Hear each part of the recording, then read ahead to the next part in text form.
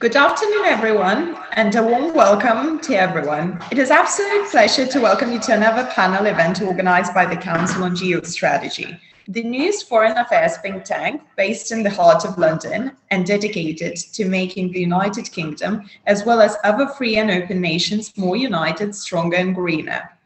Pro-independence parties won a majority in Scotland's parliament this May. Such an outcome significantly raises the possibility of a high-stakes political, legal, and constitutional battle with the British government over the future of the United Kingdom. At the same time, across British cultural institutions, from the media, universities, and even boardrooms, a newly emergent form of quasi-religious deconstructive secular theology draws a highly contested version of history. In an age where identity politics and so-called culture wars rage, the dominant narratives on the British Empire, a political formation that dissolved before many Britons were born, helped to frame a sense of identity in the UK, including debates over Scottish independence. Today, we have a wonderful opportunity to discuss these themes and what does the Scottish election mean for the United Kingdom, and to hear from our wonderful panelists on these topics. I'm delighted to introduce our first panelist, Mr. Andrew Bowie. Andrew Bowie is a Member of Parliament for West Aberdeenshire and Kincardine. Upon leaving school, he joined the Royal Navy, in which he served as an officer for 3 years. From 2018 to 2019, he was appointed as Parliamentary Private Secretary to the Prime Minister, Theresa May. He was appointed as a Vice Chair of the Conservative Party in August 2019. Our second panelist is Professor Doug Stokes. Professor Doug Stokes is a professor in international security and academic director of the Strategy and Security Institute at the University of Exeter. He helped to establish a non-governmental organization focused on ethnic reconciliation in Bosnia and held positions with the universities of Kent, Aberystwyth, and others. Professor Stokes has advised and presented research to several British government agencies and organizations. He holds a PhD in international relations and a Master Science in International Development both from the University of Bristol. And I'm also very pleased to present our another prominent panelist, Professor Nigel Biggar. Professor Nigel Biggar is a Regius Professor of Moral and Pastoral Theology at the University of Oxford. After reading modern history in Oxford, Nigel Biggar proceeded to study religion, theology, and ethics in Canada and the United States. On his return to Oxford in 1985, he became librarian and research fellow at Latimer House, and then for most of the 1990s, he was chaplain and fellow of Oriel College. In 1999, he took the chair of theology at the University of Leeds, and in 2004, he moved to the chair of theology and ethics at Trinity College, Dublin.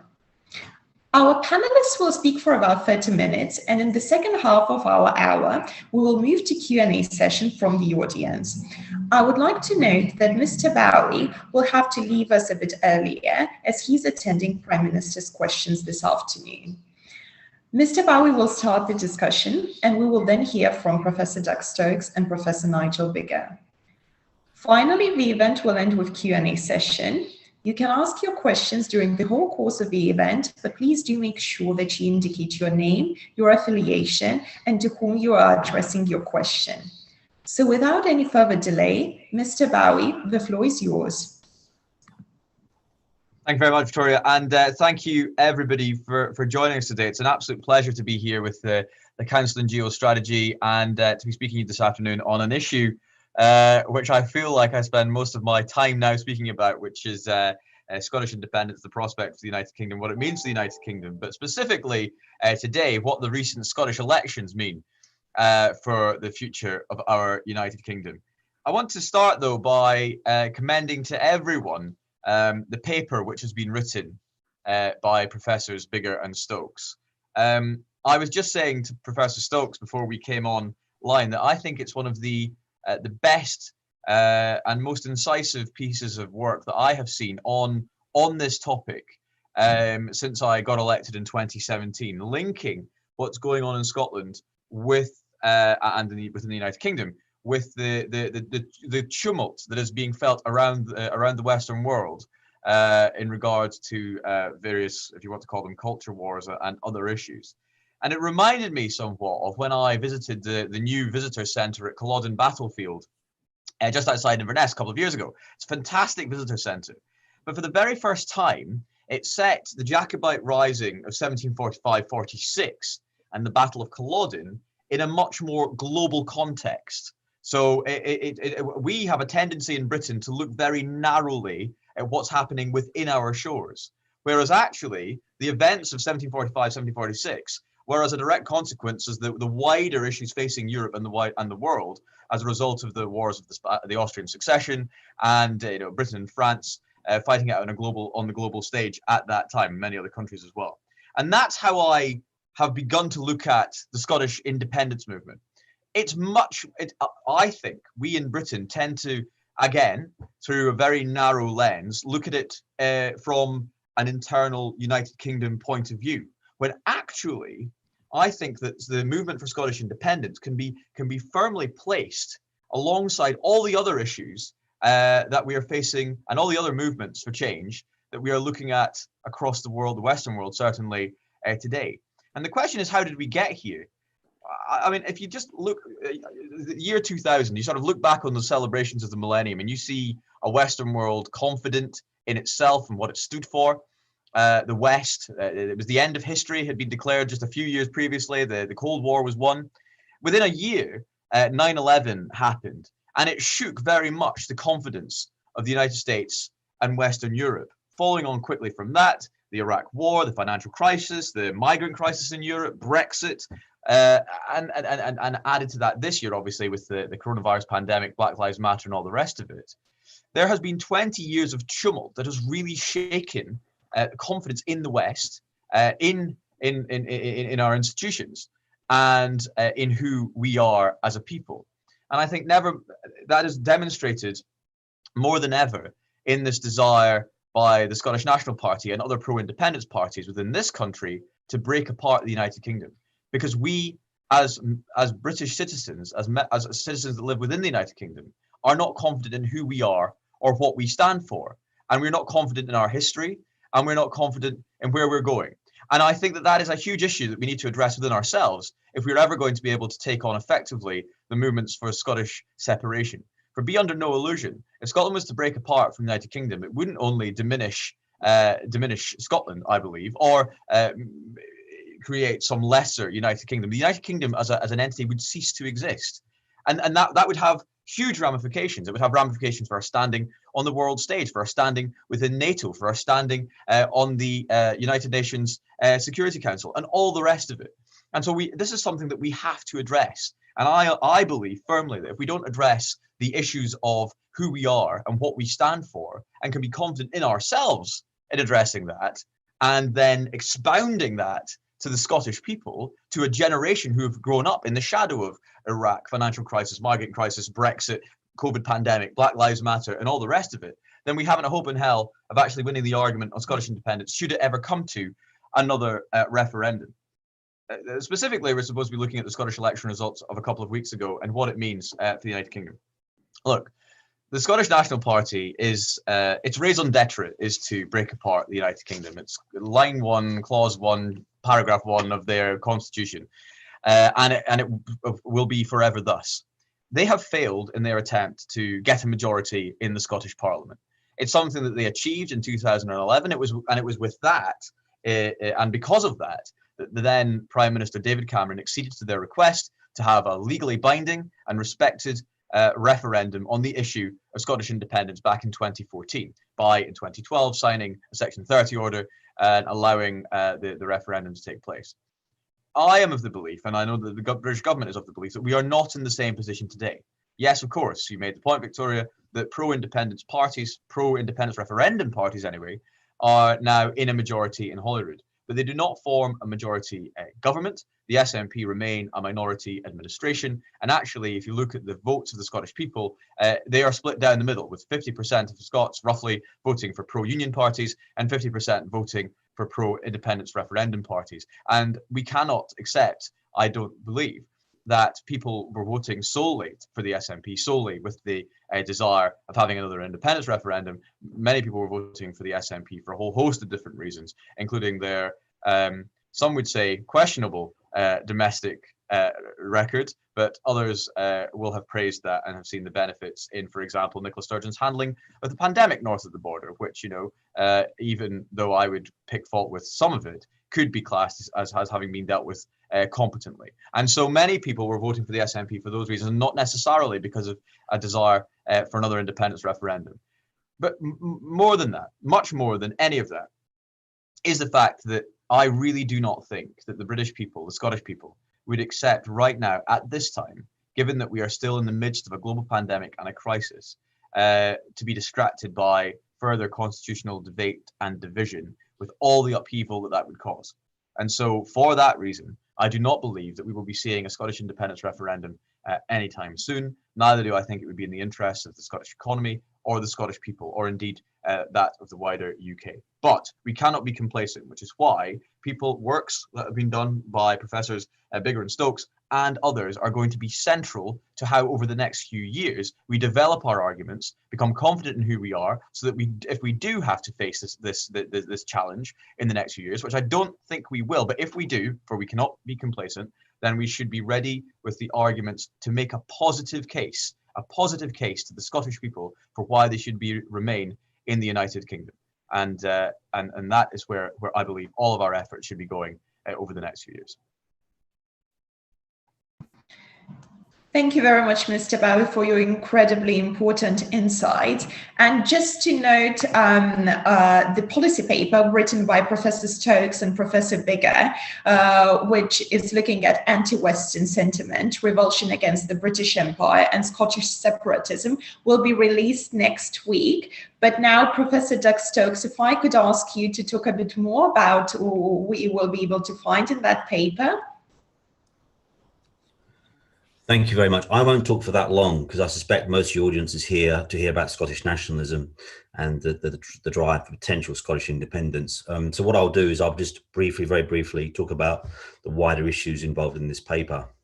I think the first main one is it identifies the importance of identity into a cultural narrative. So we think about, for example, the explosion of Black Lives Matter, and it's really it's created a real wave in the way in which the nation conceptualizes itself, and it's operationalized the narrative around colonizer and colonized, which is kind of in many ways created a very sort of negative portrayal of the United Kingdom, and also put forward a very sort of contested historical narrative about the UK and its history, a very malign narrative about the UK itself, right?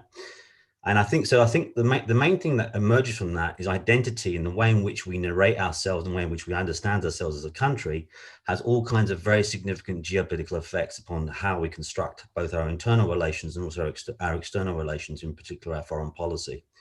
And if you think, for example, during the Cold War, we had kind of various cultural stories that we told ourselves in the West. So, for example, under US leadership, there was a very strong story about anti-communism that helped sort of cohere internal and external relationships.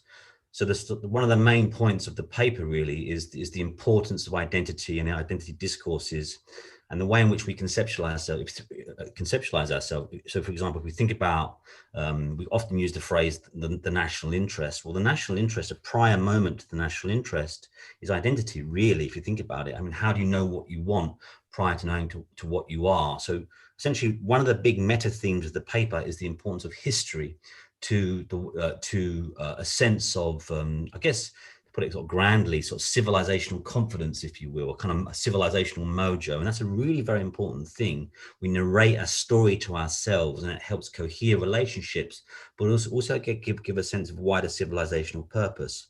So one of the big themes and sort of the geopolitical themes of the paper is we look at these stories, these cultural stories, and we identify the emergence in particular of a narrative, and all history is ultimately contested, but a narrative about the United Kingdom and British history that's centered around a binary of colonizer and colonized, and is bound up with wider discourses around British imperialism, etc.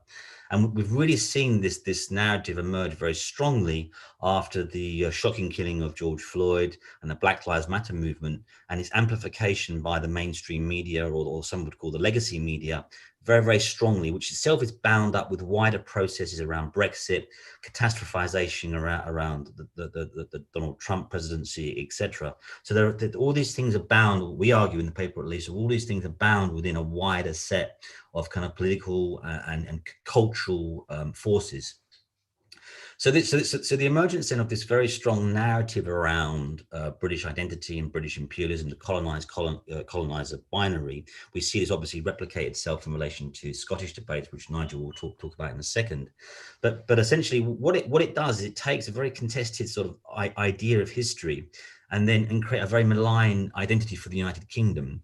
But one is that really doesn't take into account the fact that if we look at human history, sadly, most great powers and most civilizations tended to be characterized by forms of extraterritorial imperialism, if you will, and also sadly slavery. Slavery again is replete throughout human history.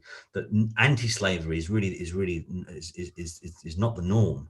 That the norm, unfortunately, is one of slave civilization. Slavery has often been central to great power formation and great state formation.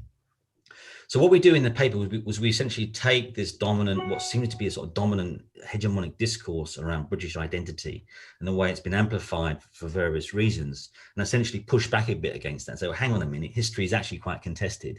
And if we look at human history, it's largely characterized by imperial formations and imperial states. And if you look at the role of the British, and Nigel's done some fantastic work on this, I think he's got a book coming out later this year that looks at this in far more historical detail. I'm sure it's available in all very good bookshops at a very reasonable price. It looks at these discourses very, very strongly, and it kind of unpacks them. So, for example, we just think, for example, about European state formation.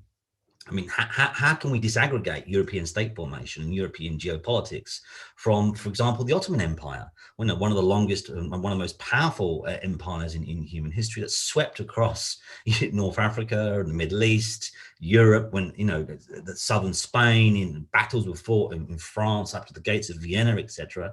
So essentially, this discourse that we identify in the paper really is almost like a very simplistic narrative where the West, and the irony of this is quite extraordinary, where the West ultimately has all agency.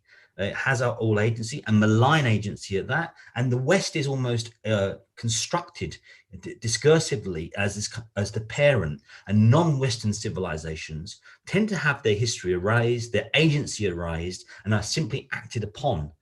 We see this time and time again. So ironically, given the political movements often amplify and call for decolonization in many senses, as we argue in the paper, they're kind of replicating in many ways a very kind of an odd, overly Eurocentric version of history, where the Europe, and in particular Great Britain and the United States, are at the center of history, and they're the ones acting, often nearly always in a malign way, but they're acting, and non-Western civilizations and great powers are merely being acted upon.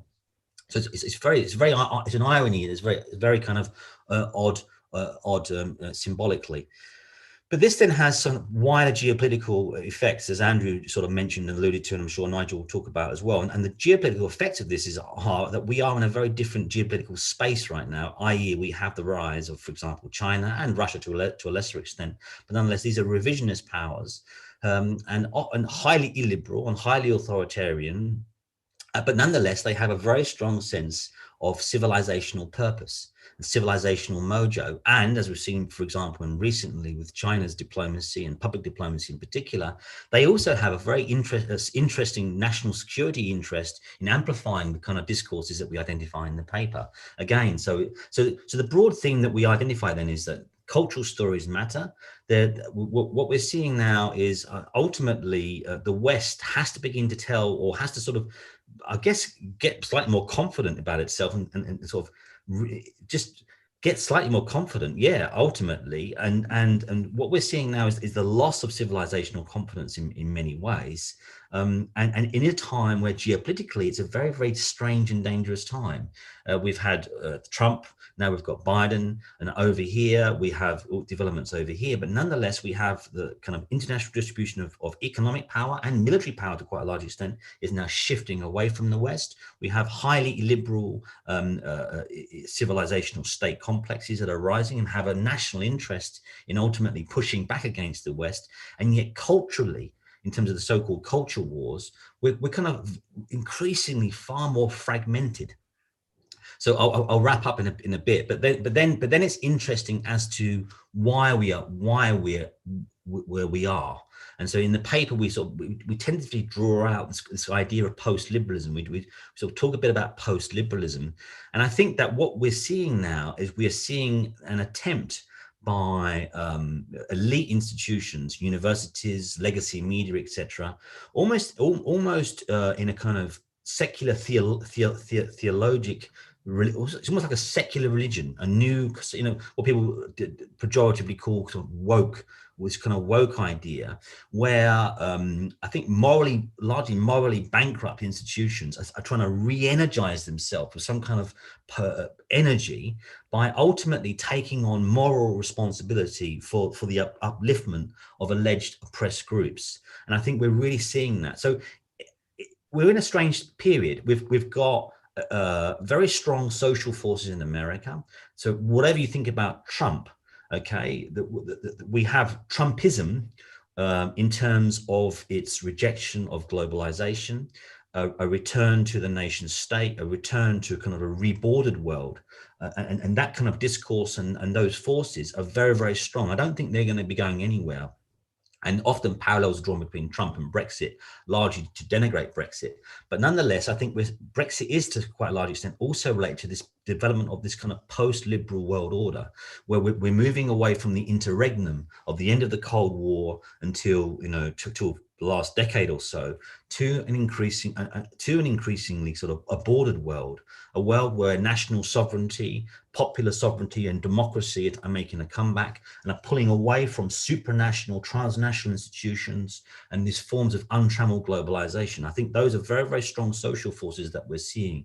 So just to quickly wrap up then, we're seeing all these kind of interesting developments. On the one hand, we're seeing the kind of the moral collapse of elite institutions that have enjoyed the sunshine for quite a long time. Then this ideological filling of this through this kind of hyper-liberalism, if you will, which I think is catastrophizing the developments of we're seeing within a kind of post-liberal international system that structurally we're seeing develop as international distribution of power shifts and the effects of globalization are felt by the working class in particular in the Anglophone world. And also at the same time, this development of this highly deconstructive, negative discourse around national identity that I think the vast majority of people reject in many senses. And so the final bit of the paper, and this is where I'll hand over to Nigel, really traces all these broader elements that we draw out in the paper, and then shows how on a smaller scale, but nonetheless we're seeing this discourse developed in Scotland too, by the SNP in particular, and how in many senses they're cannibalizing on this discourse, often for highly instrumental political ends. And this is where I'll hand over to Nigel. Thank you very much. Thank you very much, Professor Stokes. Professor Biggar, could you please tell us more about the Scottish question in the context of these cultural wars? Thanks very much. I will do exactly that. I'll connect what Andrew Bowie said with what Doug has just finished saying. So the UK has been and still is one of the main pillars of the West. With the USA, the UK played a major role in shaping the post-1945 liberal international order, and it's been one of the main forces sustaining that order ever since. Alongside the US and rather following the US and alongside France, Britain is one of only 3 serious military powers in the West. And Britain also wields considerable soft cultural power of a liberal kind all over the world. After the collapse of the Soviet Union in 1991, for about 20 years, it seemed as if the West was triumphant and NATO was trying to figure out what it existed for. But with the rise of aggressively nationalist regimes in Moscow and Beijing, which are brazen in their contempt for the international order and quite ruthless in their authoritarianism, with their rise, NATO's reason for existence has all of a sudden become clear again, as has the need to act in defense and promotion of the West. And that's why the present government's vision of global Britain is important, not just for commercial reasons. Now, if Scottish nationalists, and I will refer to them as separatists because that's what they are, they want to separate Scotland from the UK. If Scottish separatists succeed in their aim of withdrawing Scotland from the UK would be significantly weakened, and along with it, the West. First, Scottish independence would make the security of the UK much more complicated to achieve. For example, an independent Scotland could be ruled by a government that did not share London's views of defence and foreign policy. Alex Salmond, where he's still leading the nationalist movement, has shown considerable sympathy for Vladimir Putin, for example. What's more, Scottish independence would hinder the Royal Navy's access to the North Atlantic, and the UK's role in NATO is largely concerned about patrolling the northern approaches in the North Atlantic. And also, Scottish independence would certainly throw into some doubt the future of Britain's nuclear deterrent currently based in Faslane.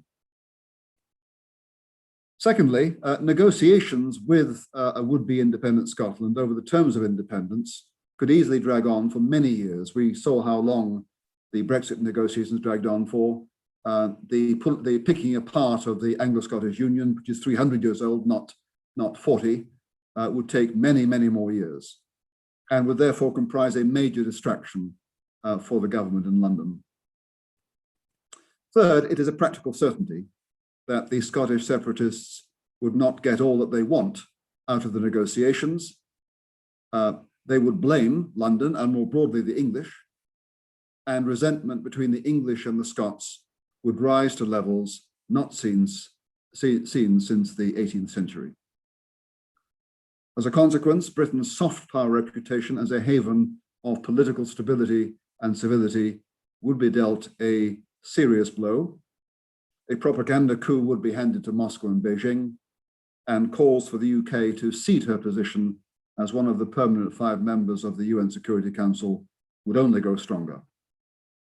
So the main point is Scottish independence would seriously damage the hard and soft power of the UK, and with it, the defence of the West.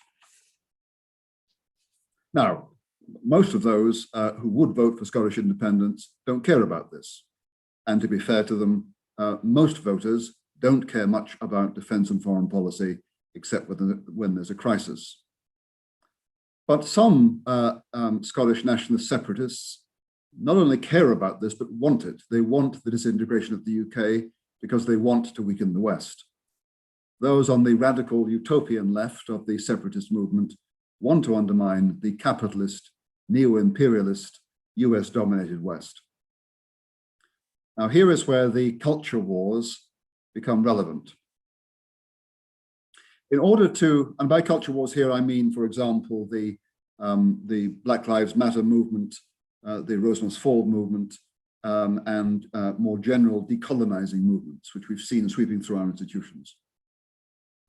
In order to undermine the supposedly oppressive international and national orders of the West, Scottish separatists have to undermine faith in them.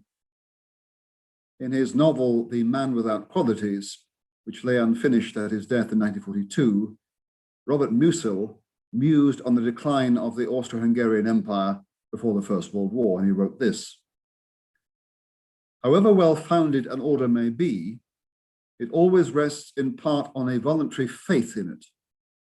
Once this unaccountable and uninsurable faith is used up, the collapse soon follows.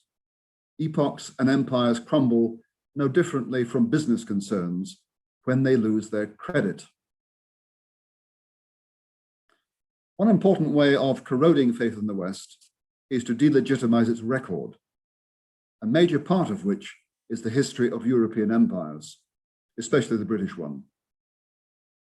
And long before the current fashion for decolonizing, Scottish separatists could be found making two equations. The first equation is Britain equals empire equals evil. And the second equation is this: Scotland's independence equals national self-purification and redemption from the evil of empire.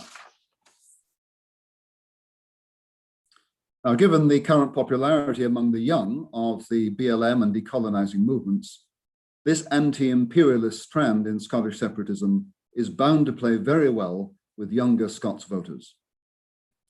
And that's why some of us who value the Anglo-Scottish Union, who value the UK, because we value the West, why some of us have been devoting time and energy to contradicting the anti-imperialist narrative that identifies British colonialism with slavery and racism by pointing out some awkward facts. Now, I could wax on for many hours on this topic, but I'll give you two awkward facts for the anti-imperialist separatists.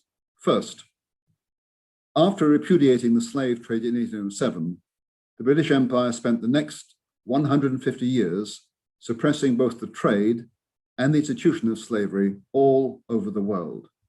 In other words, more recently, colonialism has meant anti-slavery, not slavery. And second, between May 1940 and June 1941, the British Empire was the only major military power engaged in fighting the mass murderous, racist regime of Nazi Germany. So in addition to economic arguments against Scottish independence that operate in terms of pounds and pence, we also desperately need to make the idea of Britain,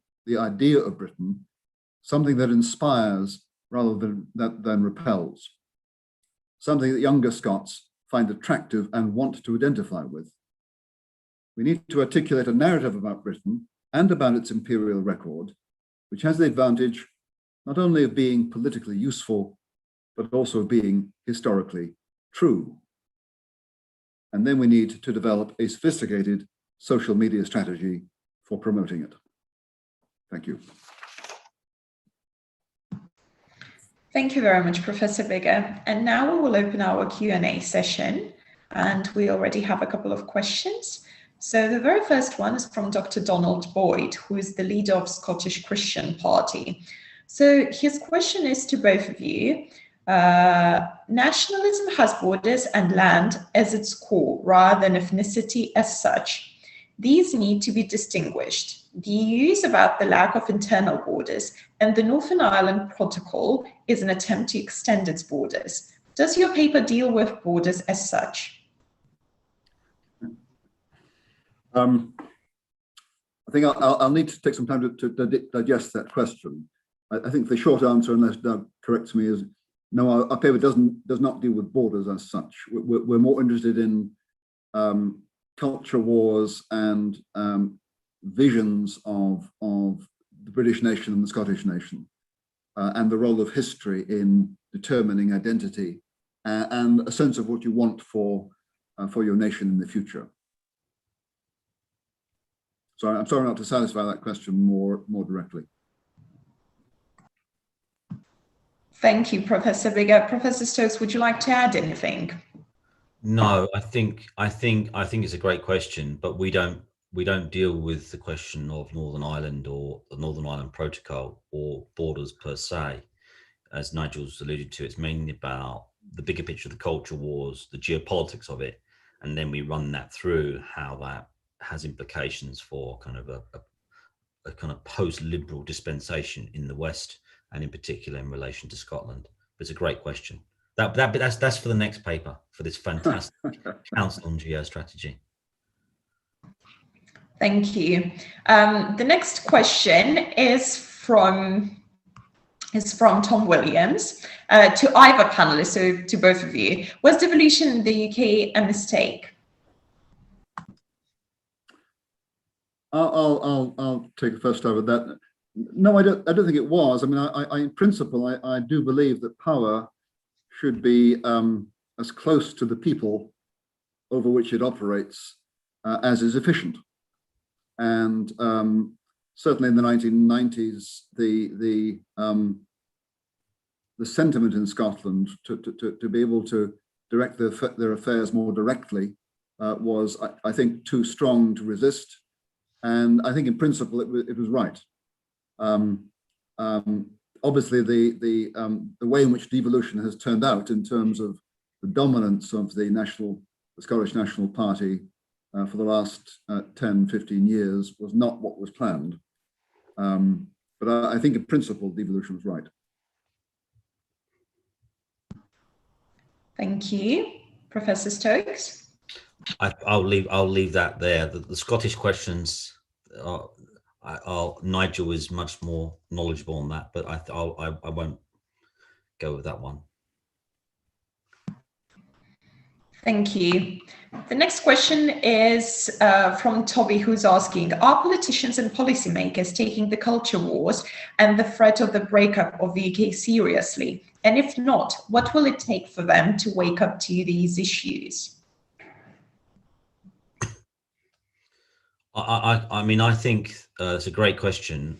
I think that they are.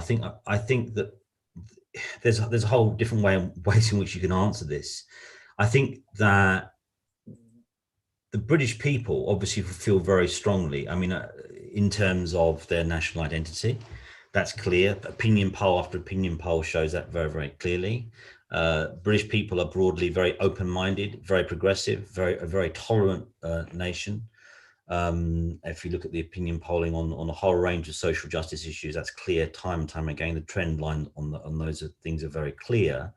But I do think that it's been a very strange year or year and a half. I mean, we've had the events in America, which I think is fairly clear, is a far more racially divided society than the United Kingdom, far more racially divided society than the United Kingdom. And yet we seem to have imported many of the discourses around racism into the UK. And this isn't to deny the reality of racism for one second, but it's to say that the United Kingdom is a very different society. We're not America.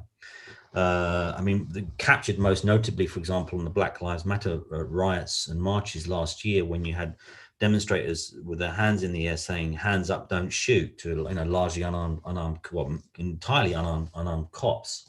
So I think it's a very strange time insofar as the nation's been on lockdown and the nation has suffered through the pandemic. People lost their jobs. It's been a strange time psychically. And yet our dominant culture seems to have gone to steroids in relation to questions around race in particular.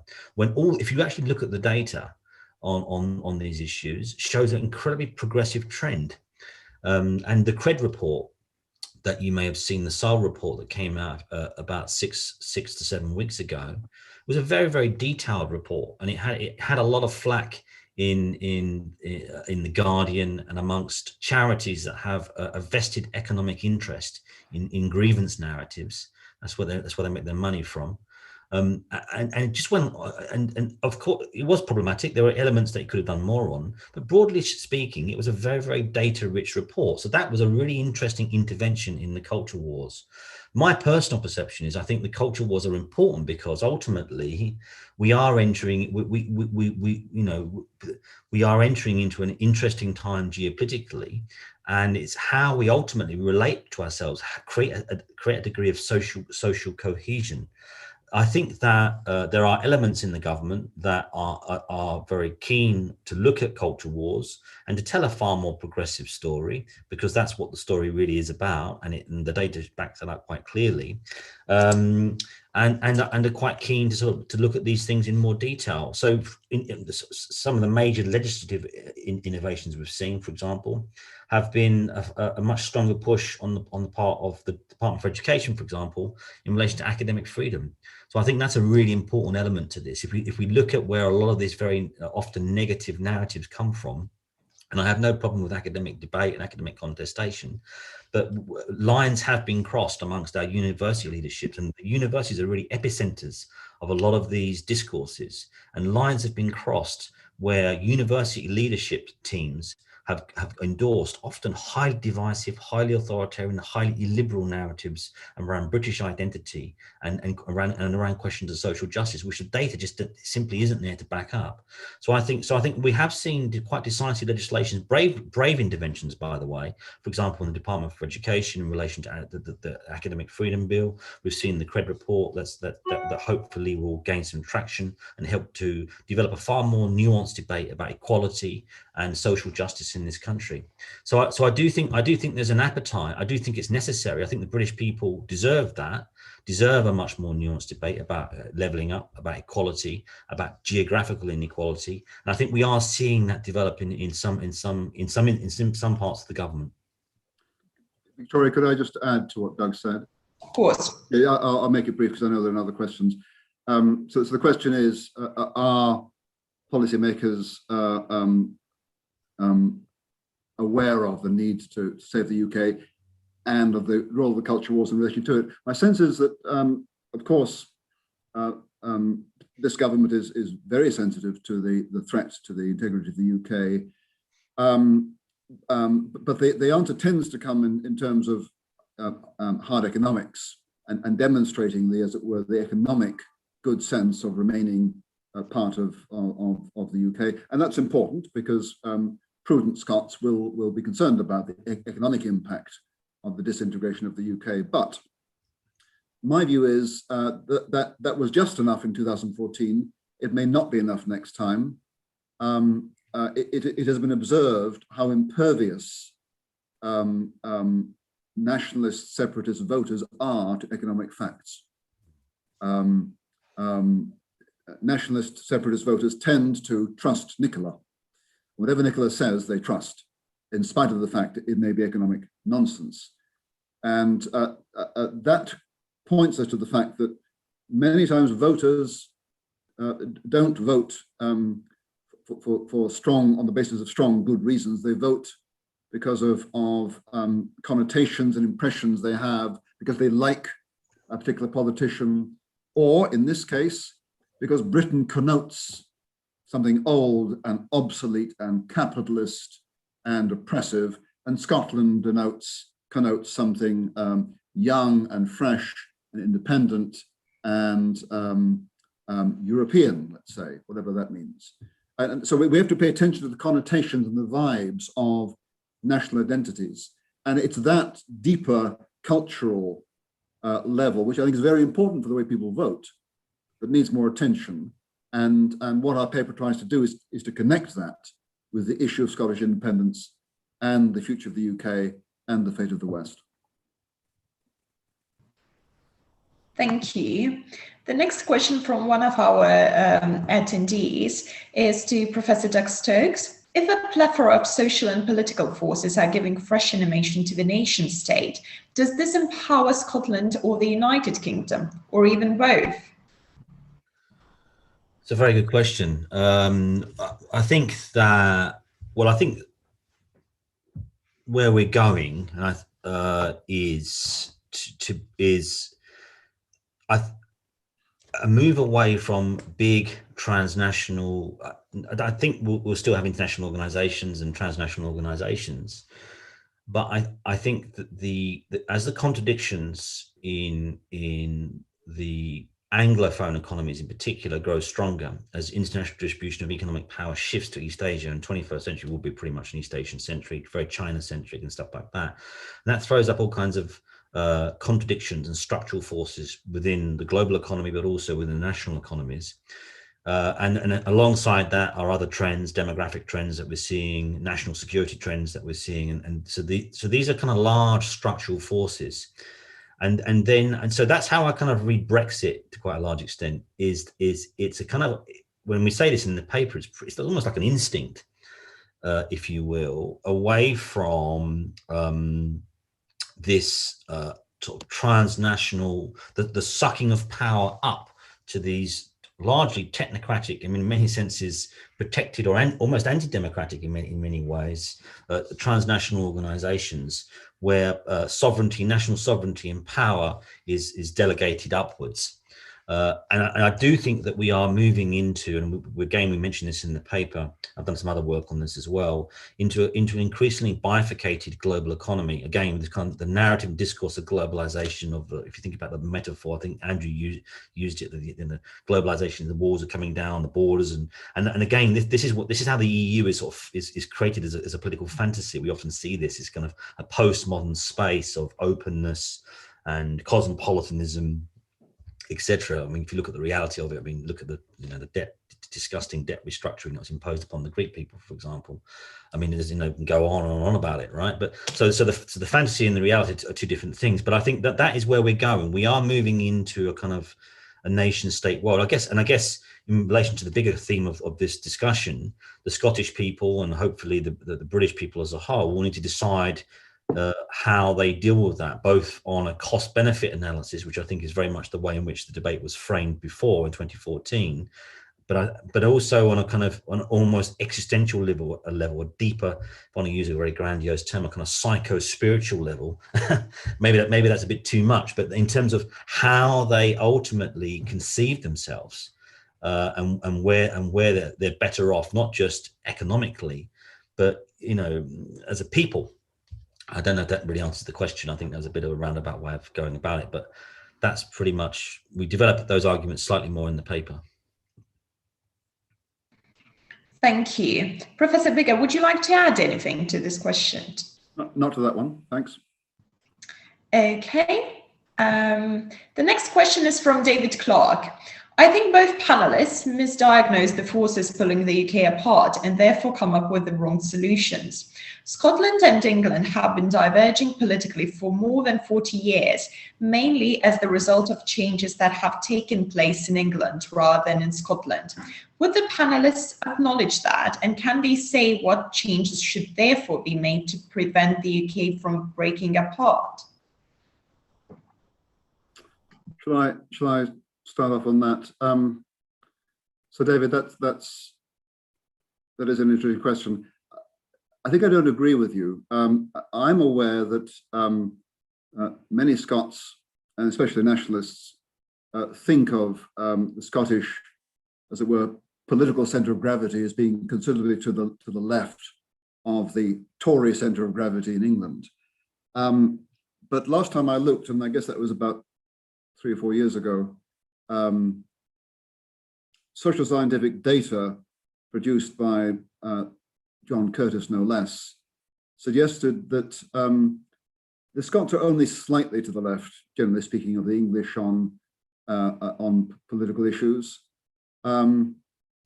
Also notice that the Scottish government has had some significant power to deviate from to raise money, to implement different policies from Westminster, especially since I think around 2014, and it hasn't used it much. So I'm not persuaded that Scotland is that much different from England, although I do accept that many Scots think they are, and maybe perception is what's politically forceful here. Okay, to answer your second question, what should be done to prevent the UK breaking apart further? Okay, so certainly the Tories in Scotland, except amongst conservative Scots, have a reputation for being the nasty party, the austerity party, the Thatcherite party, the oppressive party, the exploitative party. So I think it's very important that the current Tory government get past that reputation. So the levelling up agenda is important for Scotland as well as for England. The fact that the Tories have adopted the green agenda will be enormously important. So the Tories need to get past that reputation and need to show themselves concerned for those at the bottom of the social heap in Scotland and England, not just those at the top. And I'm more confident that the current Conservative government will do that than I was, for example, in the case of the Cameron Conservative government. Thank you. Professor Stokes? I think Nigel handled that beautifully. I have nothing to add to that one. All right, thank you. The next question is from James Rogers, Director of Research at the Council on Geostrategy. We appear to be importing a lot of US domestic political issues, which are often shaped by very different historical outcomes and perspectives.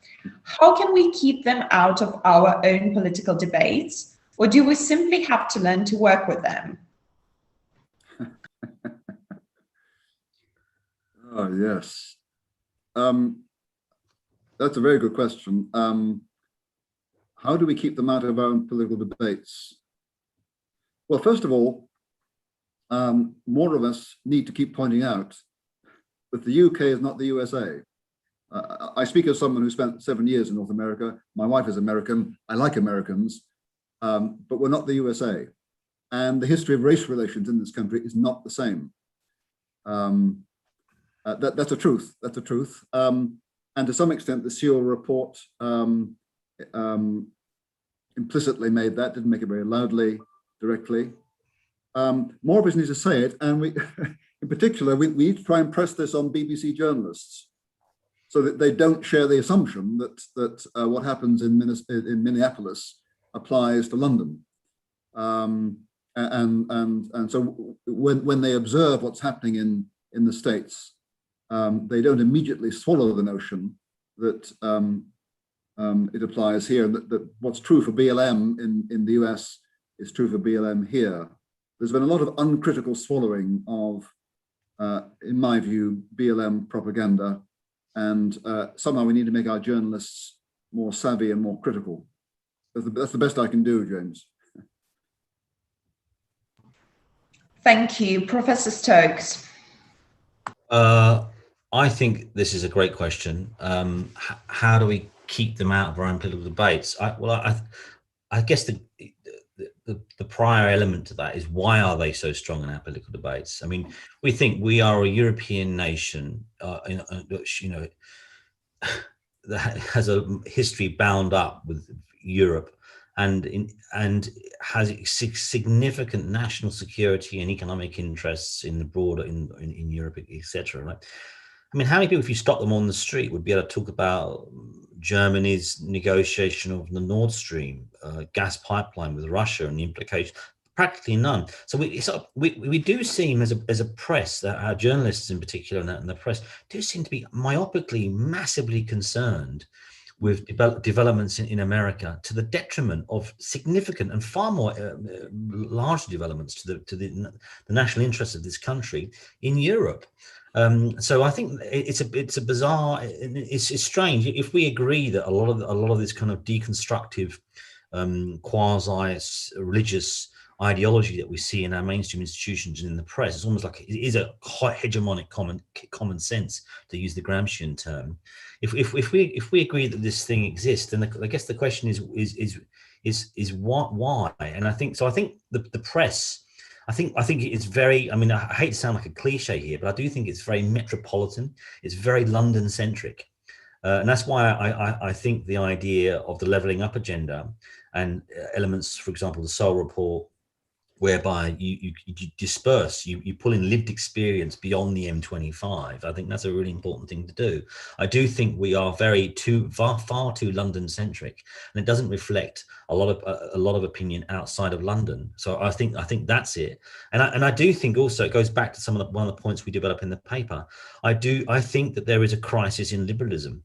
And I think it's related to broader structural trends with macro global economy in relation to globalization, but also a kind of a kind of quasi, I go back to use this term again, kind of psycho-spiritual crisis, if you will, in terms of the way in which we understand ourselves, a crisis in individualism, a crisis in liberalism. And I think that what we're seeing now with the sort of the BLM and this very malign, but it's like a religion. It's almost like a secular religion. It's predicated around questions around sin, original sin, you know, and redemption, to recognize your white fragility and your privilege.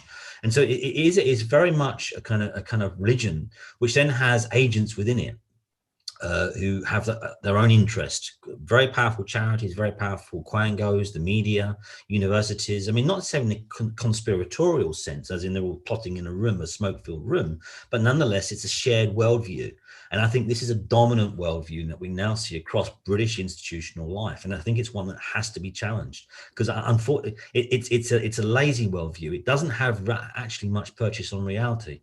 It really doesn't. It doesn't pull in the lived experience of the vast majority of this country's people, and it doesn't. And when you look at the data, it really doesn't have much purchase.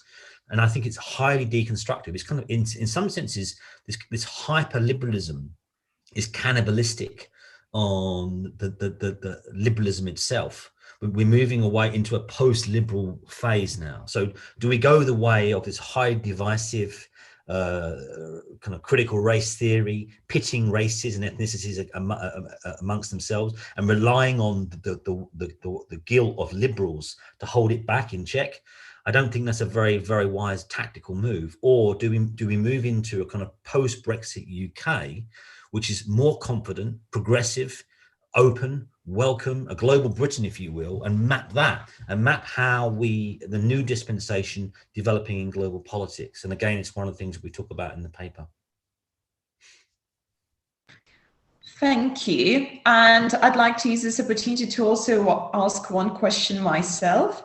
What would Scotland's separation mean for the future of civic nationalism, given that the UK is a civic nation?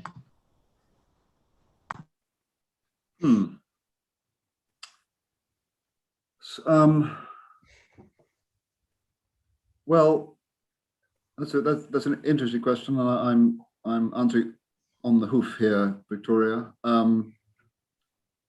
Officially, Scottish nationalism describes itself as civic, not ethnic, and that may be true for some at the top. My perception is, however, that Scottish nationalism, whatever its public face is considerably fueled at other levels by a rather less attractive ethnic anti-English nationalism. So Scottish nationalism is a mixture of civic and ethnic. And I noticed in the 2014 campaign, whenever there was much scratching of the civic nationalism, the resort to ethnic levers was not far behind. My worry is that among the other damaging effects of Scottish independence would be, as I suggested, rising resentment in England against the Scots.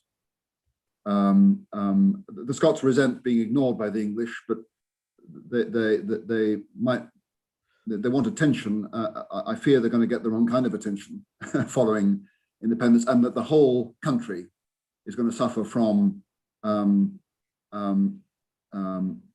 both Scottish Anglophobia and English Scotophobia, and neither of those nationalisms are civic. Thank you. Professor Stokes? I don't have much to add to that, apart from I think Nigel may be right if we go down that path, but I sincerely hope we don't go down that path. I'm sure that the sense of Scotland, sensible, a fantastic country, wonderful people. I'm sure that they will, it won't go down that path, because it'd be disastrous for all of us as a union. Yeah.